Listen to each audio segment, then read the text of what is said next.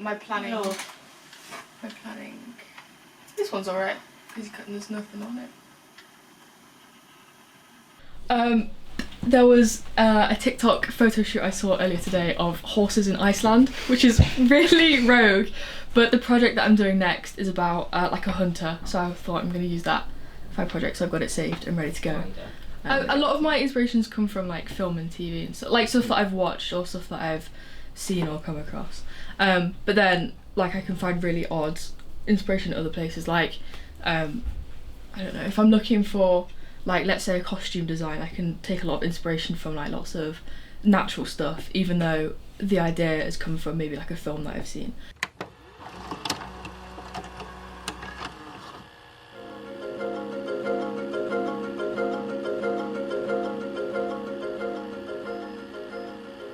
Do you think either working with people or bouncing off people or seeing what they're doing, that's changed your style? 100%.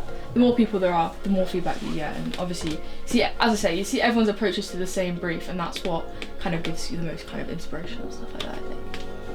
Do you think you could still do your work if you weren't living in a city? I think I would just have a very different outcome. I think what I would produce would be a lot different. Like if I'm to walking the dog or whatever, it's very different to being in like a very very city area. So I think I would still be able to do it, but as I said, it would be a very different approach that I had to it. I would say the brainstorming part and the like actual thinking part, that's a lot easier at uni. Definitely, like surrounded by people, because you can kind of bounce ideas off of each other. But the actual physically doing stuff part, I do that a lot better at home. But the more people there is, definitely the better feedback that you get, obviously, because there's more people, but then you can see everyone else's approach to the same project, and I think that's what helps the most. I'm very lucky to say that with my course we have like once a week groups where it's basically just a small feedback group, and basically you give critique on each other, and I think that's where a lot of the kind of industry style feedback and team working comes together, because even though you're not working on the same project, the way that you influence each other's ideas is very similarly focused on the way that it would work in industry later on. So. Do you worry that in a workplace you'd have to sacrifice your personal creativity to work on bigger projects? I think it depends. I mean, I would always love to kind of go for a company where like your individual style is encouraged, but obviously there are times when you know you're looking for a specific style. But personally, I like to work very flexibly, and like I adapt my work to whatever I'm working on. So for like this project that I did last year, it was because it was more of kind of like a fun, kind of light-hearted one. I did kind of a more cartoony kind of style, but then for what I'm doing at the minute, I'm doing a lot more realistic and kind of stylized in that kind of aspect. So, I feel like I'm falling into kind of a more corporate style, which isn't a bad thing. Like that's what I'm going for, so that I can get into the industry. But I think if I had not been in this city environment, I would have done a very more individual kind of approach, maybe gone for more like a freelance kind of approach to stuff. I don't think it's a negative thing at all. Definitely one of my defining factors in choosing to do a uni course rather than trying to go straight into industry was getting connections and stuff like that. Not just with like the other people on my course, but with my tutors and then whatever kind of trips we go on and stuff like that. It's a very competitive industry as it is. I think it's more a matter of time rather than if, you know what I mean? It's like you just have to, you've got to keep at it. Yeah, I don't know. We'll see. We'll find out.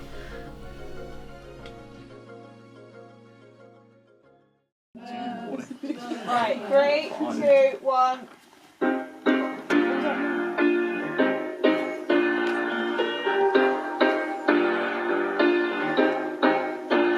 When I saw you last night singing the blues.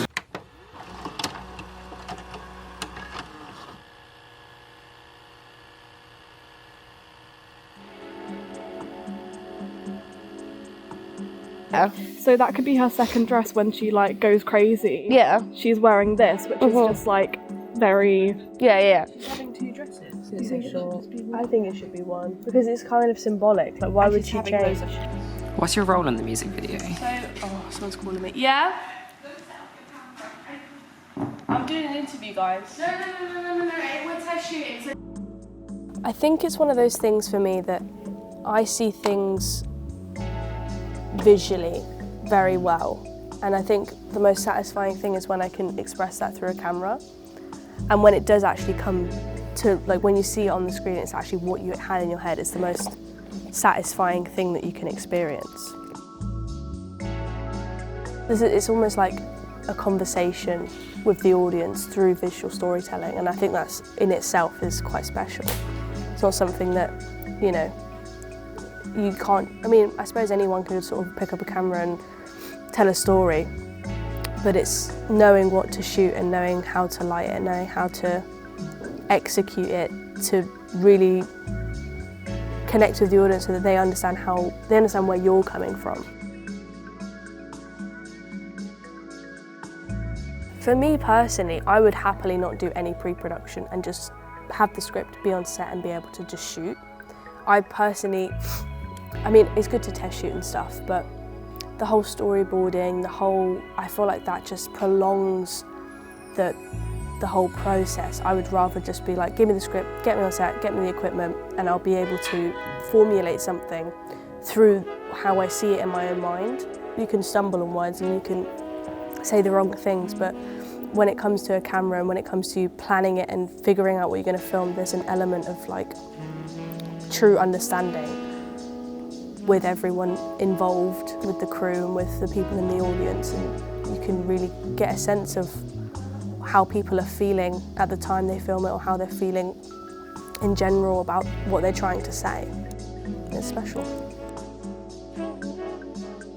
Yeah, say what you want to say, but without saying it. Yeah. So are we gonna change colour, or are we gonna keep like the base, like the yellow, and then alter the top? Colours. You want to change colour? I think. I mean, we're obviously gonna have to speak to Millie to get it in the script.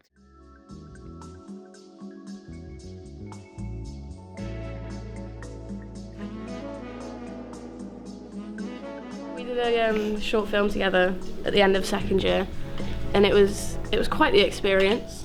Yeah. But yeah. I feel like we bonded. We did. Okay. We did. And now we're just the director and the producer.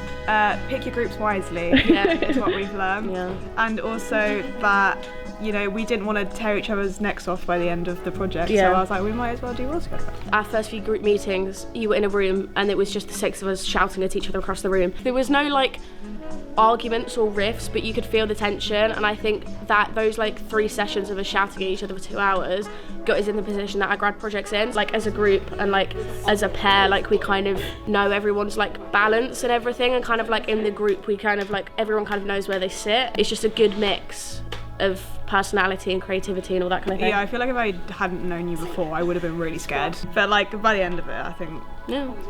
you know, it's just happy riff-raffs. We finally got there, Yeah. so.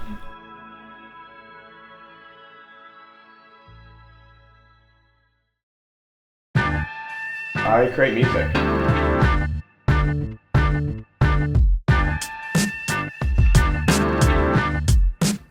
I've always loved music since I was little. When I was in lockdown, I think a lot of people were, I got really bored and really stressed, and I found that music just sort of came to me naturally through doing that. I started doing it as a joke and then just completely fell in love with it and never really looked back.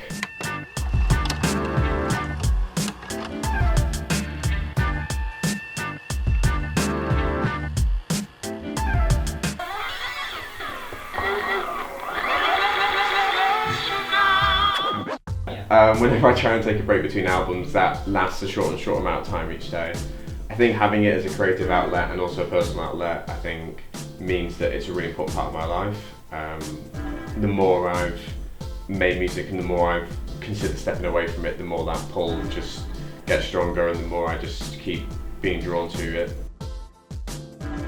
Yeah, I prefer to work with people who do a very different style to me. I did a collaboration with my friend, little boy, Tom, who, yeah, I love his music and we do very different sounds, so when we wanted to do something together, we tried to bring both of our sounds together and find a really interesting, unexplored middle ground. I think that's the best part about collaborating with people, is being able to bring new ideas and push each other in directions that we wouldn't have otherwise done. It allows for a lot more creative freedom together than limiting yourself to your own concepts, does that make sense?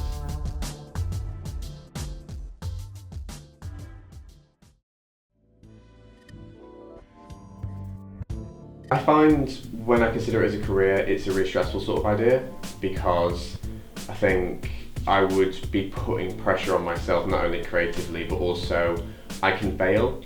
I think if I finish a project and I sound happy with it and I enjoy what I've done with it, then it's a success. No matter how aesthetically it sounds, no matter how many streams it gets, no matter what people think of it, if I enjoy it and if I'm pleased with how it's gone, it's a success.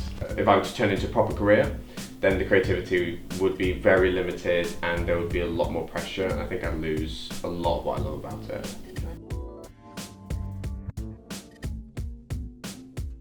I also think sometimes in just general day-to-day life you'll have an idea for a song or a concept or a sound you want to try and figure out, and you'll just quickly jot it down, and I think kind of being very present in the moment helps a lot of creativity.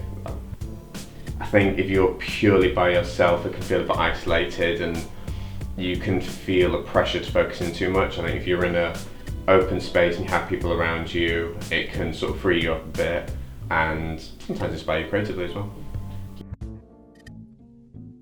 I think the beautiful thing about music is no matter anything you're feeling ever, there's always a sound for it, and there's always an aesthetic for it, and there's always an artist who has that specific catering. It's always trying to reflect where I'm at mentally in the moment as well. Sometimes there will be things going on in life that I don't feel are necessary to include in music. Anytime someone has a genuine creative expression, even if the subconscious is always an expression of where they're currently at mentally and what they feel they need to breathe out and what they feel they need to share one way or another.